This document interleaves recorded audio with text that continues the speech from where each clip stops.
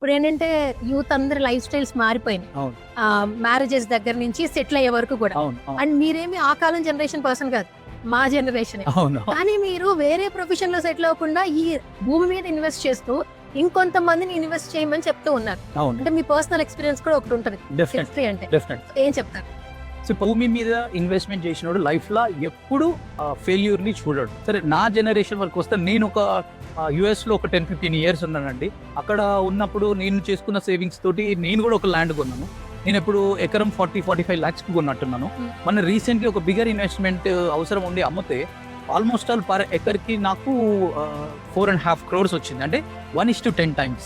So నాకు తెలిసి నా మొత్తం లైఫ్ టైంలో నేను జాబ్ చేసి సేవ్ చేసిన అంత అమౌంట్ నేను గెయిన్ చేయలేదు. ద ఓన్లీ వే అంటే నువ్వు పడుకున్నప్పుడు కూడా ఒక వస్తువు పనిచేసి రెట్టింపు రేట్ పెరగాలి మరి పెరుగుతుంది అంటే అది ల్యాండ్ మాత్రమే.